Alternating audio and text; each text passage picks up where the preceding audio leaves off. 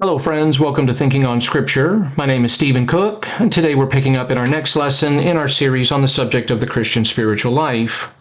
As usual, I will post a link in the description below for any of you that would like to have access to my study notes. They are available in PDF format. Now in today's lesson, we're going to talk about the importance of meditating on Scripture as a believer. And we will also begin discussing the importance of Bible teachers and what role they play in our spiritual development. But first, let's talk about the importance of meditating on Scripture.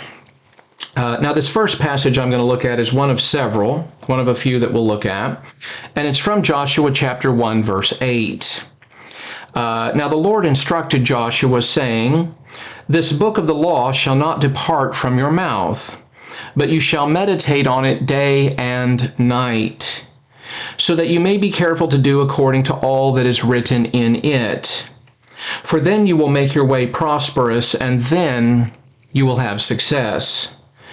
Now, this book of the law would have been a reference to the Pentateuch, to the first 5 books of the Old Testament, of Genesis, Exodus, Leviticus, Numbers, and Deuteronomy, because at this time in history, that's all that was written. So when the Lord tells him this book of the law, Joshua would have understood it to be the Pentateuch. And he says, "This book of the law shall not depart from your mouth, but you shall meditate on it day and night." Why? He says, "so that you may be careful to do according to all that is written in it." Now this sets forth the understanding that we cannot live what we do not know. And so learning God's Word necessarily precedes living God's will. So he tells him to meditate on it day and night so that you may be careful to do according to all that is written in it. He says, "For then you will make your way prosperous, and then you will have success." Now this command involves a deep, reflective engagement with Scripture, allowing its truth to shape one's thoughts, actions, and decisions. The word meditate translates the Hebrew verb hagah, which means, according to Hallet, which is the Hebrew and Aramaic lexicon of the Old Testament, means to growl, to moan, to read in an undertone, to mutter while meditating. And that was taken from the Hebrew and Aramaic lexicon, page 237. Now the idea, the way that I understand this, is that when one reads at a pace in which one can speak it, sort of in a soft undertone. And what this does is it forces the person who's reading the text to slow down, to really process what is being read. Now, according to Warren Wiersbe, and here I have a quote from him from his B series, Be Strong, page 27 and 28. He says, "It was the practice of the Jews to read Scripture aloud and to talk about it to themselves and to one another. This explains why God warned Joshua that the book of the law was not to depart out of his mouth," end quote.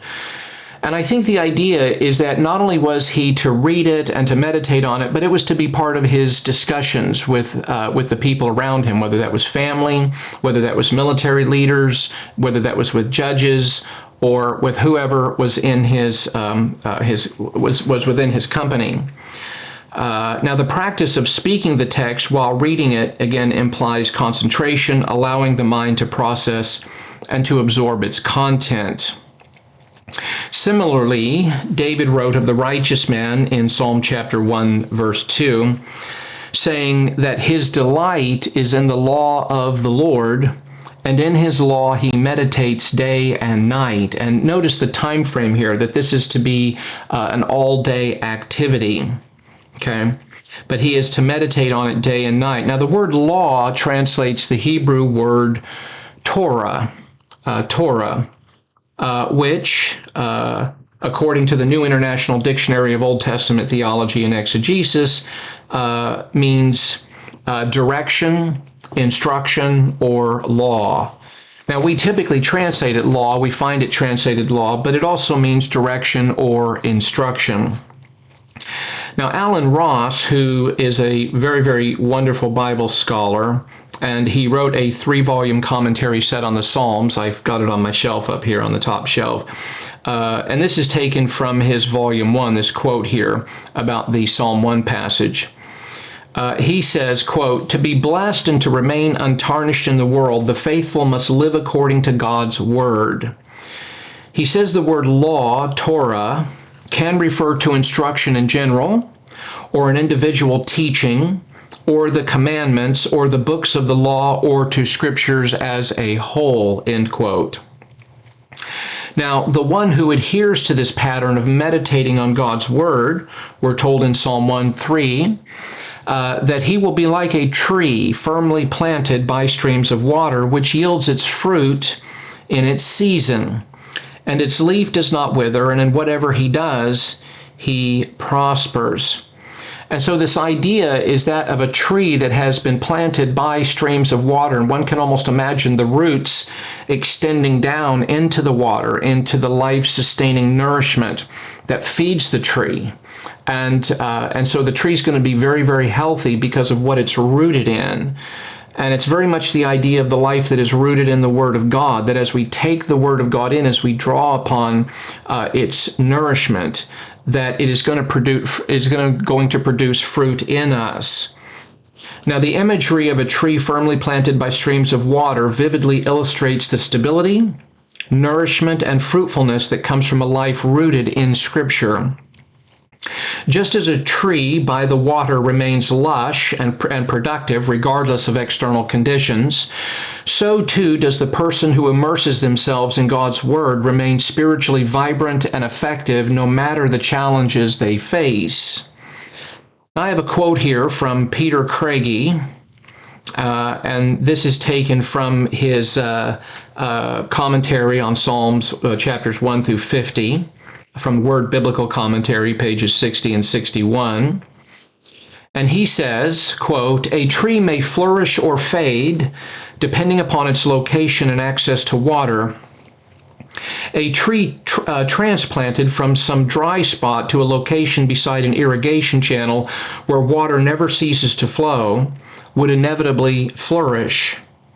He goes on, he says, it would become a green and fruitful tree. The simile not only illustrates colorfully the prosperity of the righteous, but also makes a theological point. He says the state of blessedness or happiness is not a reward, rather it is the result of a particular type of life. Just as a tree with a constant water supply naturally flourishes, so too the person who avoids evil and delights in Torah naturally prospers. For such a person is living within the guidelines set down by the Creator. Thus, the prosperity of the righteous reflects the wisdom of a life lived according to the plan of the giver of all life, end quote. Very, very good comment there. Now, in the New Testament, James wrote that the one who looks intently at the perfect law, the law of liberty, notice he says, and abides by it, not having become a forgetful hearer, but an effectual doer, this man will be blessed in what he does. And that's from James 1:25, where he says, this man will be blessed in what he does. Now, the word intently, as used here in James 1:25, translates the Greek verb parakupto, which carries the idea of stooping down or bending over to take a closer look at something with careful attention. Now, the aorist tense of the verb suggests a focused and intentional effort at one point to deeply examine the law of God. And the active voice means that the Christian is performing the action, showing that the believer must actively engage in this careful examination of God's Word.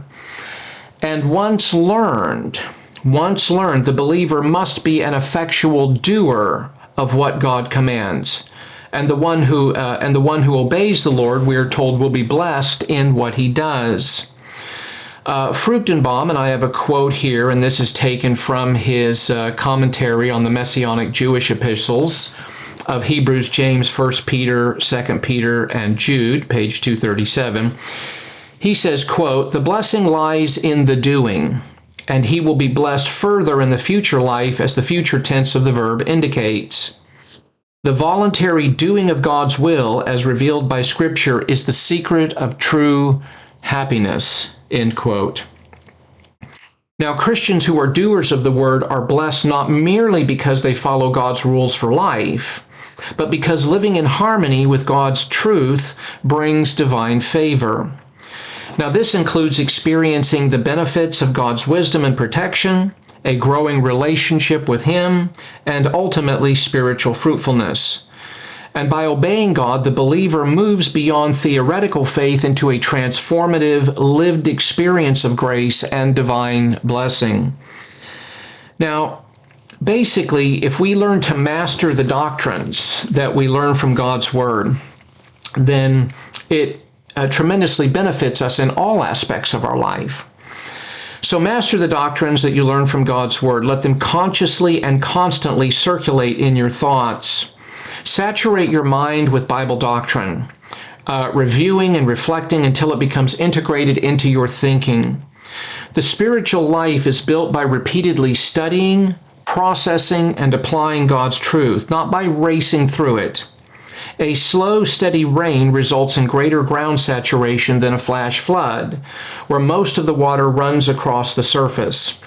Likewise, slow reading with thoughtful meditation penetrates more deeply into the heart. Take in the Word deeply, study it, think about it, and ultimately live it out. Apply it to your life.